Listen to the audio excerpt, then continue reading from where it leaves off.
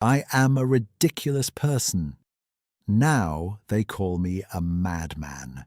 That would be a promotion if it were not that I remain as ridiculous in their eyes as before.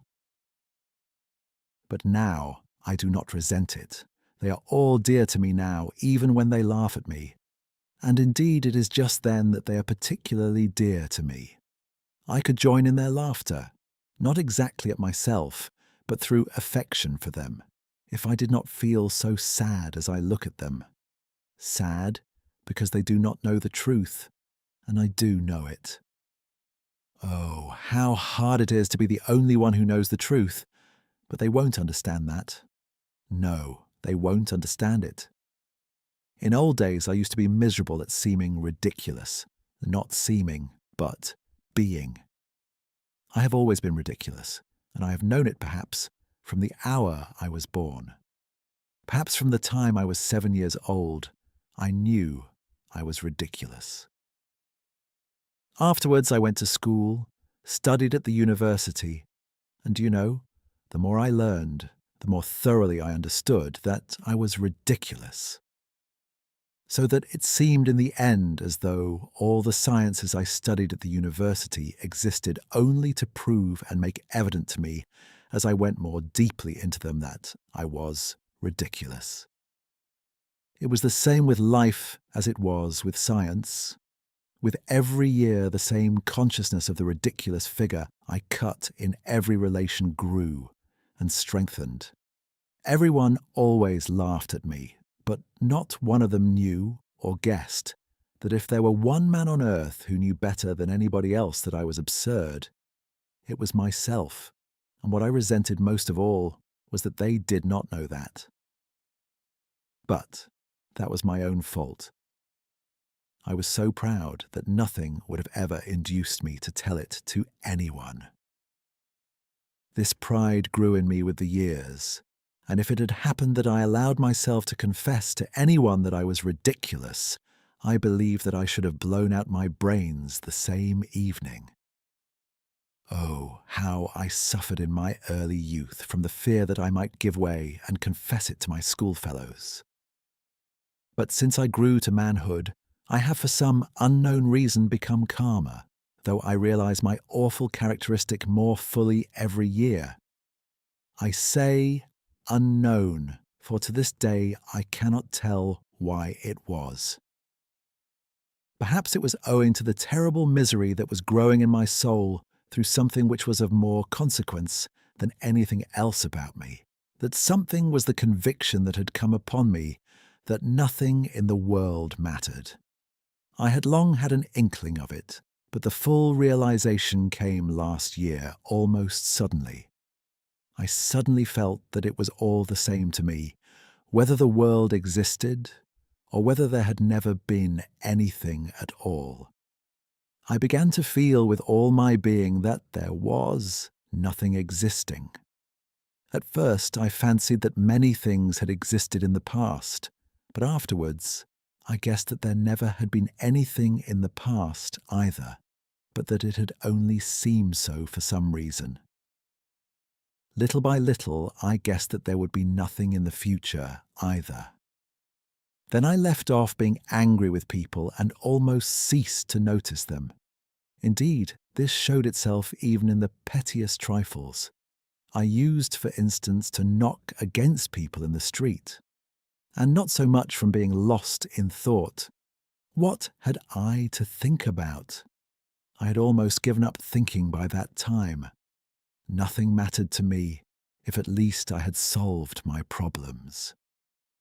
Oh, I had not settled one of them, and how many there were.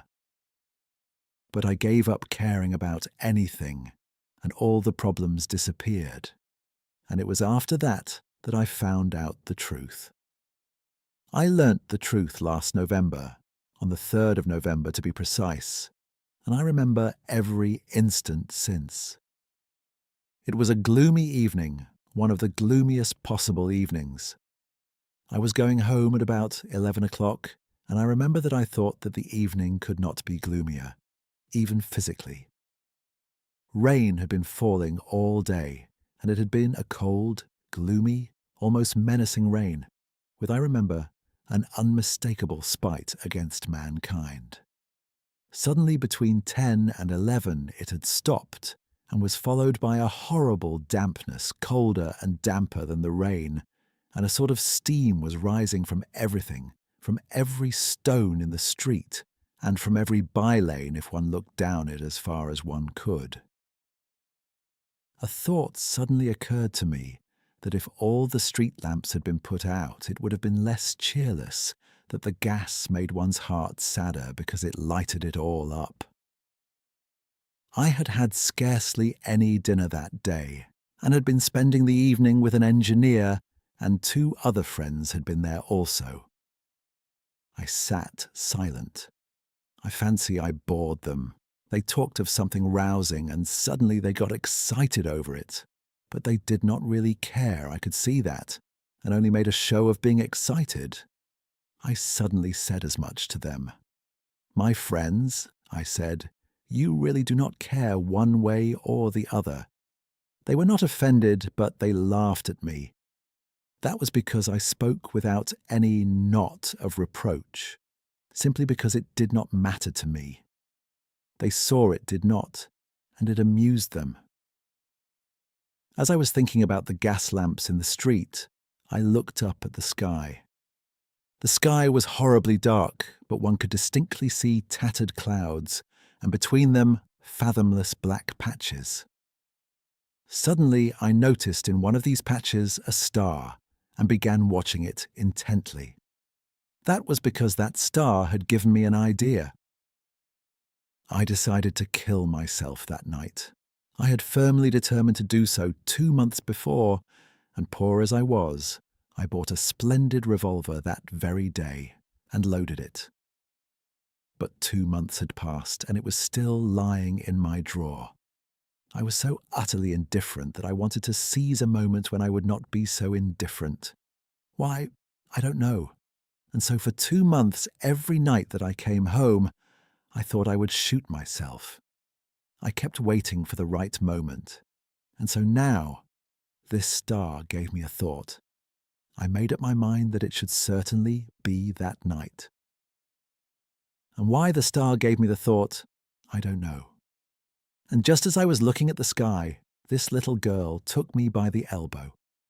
The street was empty, and there was scarcely anyone to be seen. A cabman was sleeping in the distance in his cab.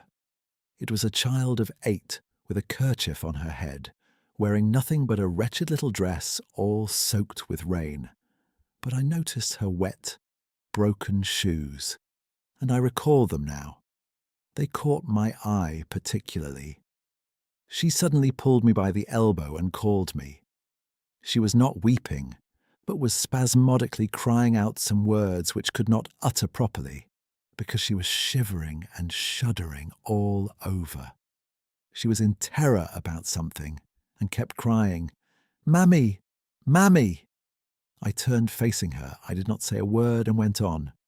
But she ran, pulling at me, and there was that note in her voice which in frightened children means despair. I know that sound. Though she did not articulate the words, I understood that her mother was dying, or that something of the sort was happening to them, and that she had run out to call someone, to find something to help her mother. I did not go with her. On the contrary, I had an impulse to drive her away. I told her first to go to a policeman, but clasping her hands, she ran beside me sobbing and gasping, and would not leave me. Then I stamped my foot and shouted at her. She called out, "Sir, sir!" but suddenly abandoned me and rushed headlong across the road. Some other passer-by appeared there, and she evidently flew from me to him. I mounted up to my 5th story. I have a room in a flat where there are other lodgers. My room is small and poor, with a garret window in the shape of a semicircle. I have a sofa covered with American leather, a table with books on it, 2 chairs and a comfortable armchair, as old can be, but of the good old-fashioned shape. He sat down, lighted the candle, and began thinking. In the room next to mine, through the partition wall, a perfect bedlam was going on. It had been going on for the last 3 days. A retired captain lived there, and he had half a dozen visitors, gentlemen of doubtful reputation, drinking vodka and playing stoss with old cards. The night before there had been a fight, and I know that 2 of them had been for a long time engaged in dragging each other about by the hair. The landlady wanted to complain, but she was in abject terror of the captain. There was only one other lodger in the flat, a thin little regimental lady on a visit to Petersburg, with 3 little children who had been taken ill since they came into the lodgings. Both she and her children were in mortal fear of the captain, and lay trembling and crossing themselves all night, and the youngest child had a sort of fit from fright. That captain, I know for a fact, sometimes stops people in the Nevsky Prospect and begs. They won't take him into the service, but, strange to say, that's why I am telling this. All this month that the captain has been here, his behaviour has caused me no annoyance. I have, of course, tried to avoid his acquaintance from the very beginning, and he too was bored with me from the first. But I never care how much they shout the other side of the partition, nor how many of them there are in there. I sit up all night and forget them so completely that I do not even hear them. I stay awake till daybreak, and have been going on like that for the last year. I sit up all night in my armchair at the table, doing nothing. I only read by day. I sit, don't even think. Ideas of a sort wander through my mind, and I let them come and go as they will. A whole candle is burnt every night.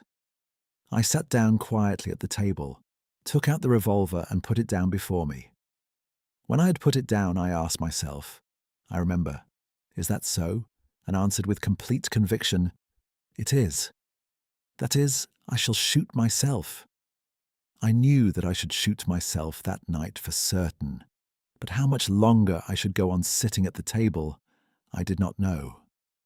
And no doubt I should have shot myself if it had not been for that little girl.